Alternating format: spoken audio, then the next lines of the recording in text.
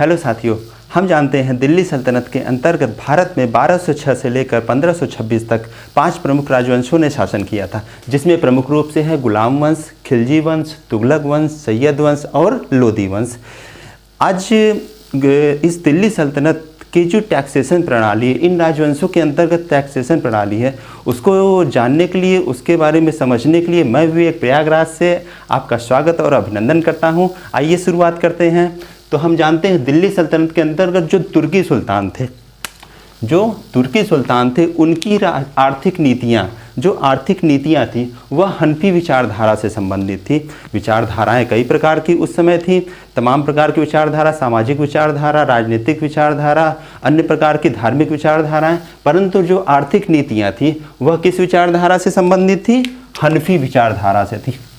दूसरी तरफ अगर हम बात करें अर्थव्यवस्था के सिद्धांत की, किस सिद्धांतों पर आधारित थी उस समय की अर्थव्यवस्था, वहाँ की टैक्सेशन प्रणाली, वहाँ की जो कर प्रणाली थी वह किस प्रकार के सिद्धांतों पर आधारित थी, तो हम ये जानेंगे। अर्थव्यवस्था का जो सिद्धांत है, बगदाद के काजी, इराक की राजधानी बगदाद, वहाँ से जो काजी का शासन चलता था, ठीक है, काजी मतलब कि न्याय प्रधान, धर्म प्रधान जो होते थे प्रमुख, उनका नाम क्या था? अबू याकूब, जिनकी एक किताब थी, किताब का नाम क्या था? किताब उल खराज। किताब उल खराज के अंतर्गत उस समय तत्कालीन परिस्थितियों में जो प्रशासन चल रहा था उसकी आर्थिक नीतियों के बारे में विस्तृत व्याख्या मिलती है। इस प्रकार की व्याख्या में हमें सल्तनत काल में 5 प्रकार के प्रमुख टैक्सों के बारे में जानकारी मिलती है। जो प्रमुख टैक्स तो कई प्रकार के लगते थे, परंतु 5 हमें टैक्स मिलते हैं। आइए इसके बारे में हम जानते हैं। तो पहला टैक्स जो है प्रमुख, जजिया कर। जजिया कर बहुत ही नामी टैक्स है, काफ़ी हर प्रकार कह सकते हैं क्वेश्चन पेपर में आ जाता है। जजिया कर किसे कहते हैं, किस पर लगाया जाता था, तो आइए हम लोग देखते हैं। जजिया कर देखिए, गैर मुसलमानों से धार्मिक कर लिया जाता था। गैर मुसलमानों का मतलब है, चूँकि भारत के बारे में बात हो रही है, ठीक है, भारत में अधिकतर आबादी किसकी थी? हिंदुओं की थी, कह सकते हैं। उसके बाद मुसलमानों की, तो गैर मुसलमानों के अंतर्गत इसको हम केवल कह सकते हैं हिंदुओं। किसके ऊपर? हिंदुओं से लिया जाने वाला धार्मिक कर, यानी अगर धर्म के रूप में वह कुछ कर रहे हैं तो उनको एक टैक्स पे करना पड़ता था, जिसे हम क्या कहते थे? जजिया कर कहते थे। अब दूसरा क्या था इसका फ़ायदा क्या मिलता था इनको? इससे इनको जीवन और संपत्ति की रक्षा होती थी। यानी अगर इनको अपना जीवन बचाना है, इनको कहा जाता था कि आपको दूसरे राज्यों से रक्षा मिलेगी, और आपकी जो संपत्ति, भूमि की संपत्ति, घर की संपत्ति वह है, उसकी रक्षा किया जाएगा हमारे प्रशासन के द्वारा आपकी, ठीक है। तीसरा क्या था इसमें? देखिए एक अच्छी बात क्या थी? स्त्रियां, बच्चे, भिखारी और साधु। स्त्रियां, बच्चे, भिखारी यानी जो कमज़ोर क्षेत्र था उनसे यह टैक्स वसूल नहीं किया जाता था, यानी यह टैक्स से मुक्त थे। तो यह बहुत ही अच्छी बात थी उस समय की कि हमारे कमज़ोर जो हिंदू थे उनसे टैक्स नहीं लिया जाता था। अन्य जो था आगे देखिए क्या, गुलाम वंश और खिलजी वंश। गुलाम वंश, खिलजी वंश तक तो ये नॉर्मल चलता रहा, परंतु तुगलक वंश में जो एक प्रमुख शासक आता है फिरोज शाह तुगलक, उसने पहली बार ब्राह्मणों पर भी जजिया कर लगा दिया, ठीक। हालांकि हिंदुओं का विरोध काफ़ी हुआ था उस समय, परंतु टैक्सेस लगाना राजा का काम होता है, उसने ब्राह्मणों पर भी टैक्स यह लगाया। इस प्रकार से जजिया कर था। अगला कर जो हमारा है जकात कर, ठीक है। जकात कर के अंतर्गत क्या है? मुसलमानों पर धार्मिक कर, यानी मुसलमान अगर कोई धार्मिक क्रिया करते हैं, जैसे कि प्रत्येक मुसलमानों का काम है मक्का और मदीना की यात्रा करना, वो अगर उस यात्रा पे जाते हैं तो उनको कुल आय का 2 से 2.5% तक टैक्स देना पड़ेगा। यह नियम था, 2 से 2.5% टैक्स उन्हें देना पड़ेगा। यह किस लिए था? मस्जिदों और मदरसों होती, यानी कि मस्जिदों की रख रखाव, वहाँ के खर्चे के लिए इस टैक्स का प्रयोग किया जाता था। दूसरा, मदरसों में क्या काम होता था? शिक्षा का काम होता था। जो मुसलमान बच्चों की पढ़ाई के में खर्च होता था वह यहाँ से टैक्स वसूल करके मदरसों में खर्चा किया जाता था। तीसरा क्या था? शाही खैरात।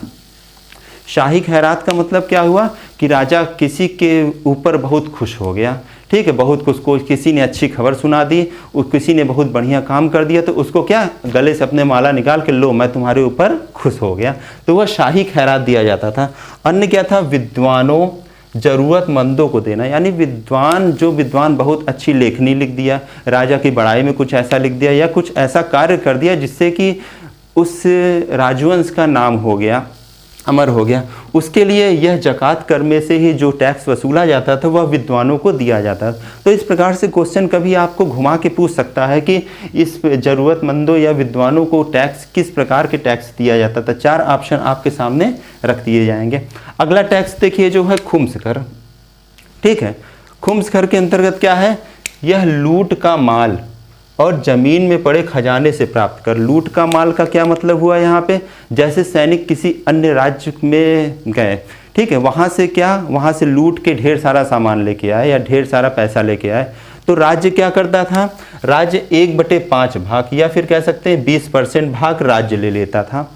ठीक है, जैसे 100 रुपये लेकर आए लूट के, तो क्या करता था, 20 रुपये राज्य कहता था ये हमारी संपत्ति है, इसको हम राज्य के कार्य में खर्च करेंगे, बाकी आप 4/5 भाग या फिर 80% भाग सैनिक आप इसको अपने में बांट लीजिए, इससे आप अपना खर्चा चलाइए। ठीक है, परंतु खिलजी वंश में एक शासक आया अलाउद्दीन खिलजी, ठीक है, जिसने क्या किया कि मैं 4/5 भाग रखूंगा, बाकी 1/5 भाग आप सैनिक आपस में बांट लीजिए। तो इसने बहुत बड़ा बदलाव किया था, जिससे सैनिकों में थोड़ा बहुत आक्रोश भी था उस समय, परंतु राजा तो राजा होता है।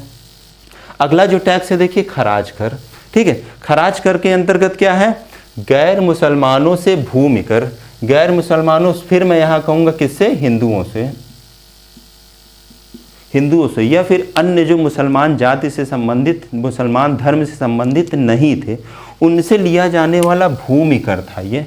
ठीक, यानी कि भूमि, आप एक उपज उपजाते हैं, उपज का जितना भी उपज होती है उसका 1/3 भाग या कहीं कहीं 1/2 भाग, यानी अगर इसको प्रतिशत में निकाले तो करीब 33% से लेकर 50% तक, यानी आधी, एक तरह से कह लीजिए आधी संपत्ति दान में देनी पड़ती थी, भूमि से निकला हुआ आय जो था। ठीक है, यानी इसे क्या कहते हैं, खराज कर। यह किस था, गैर मुसलमानों से लिया जाने वाला कर था।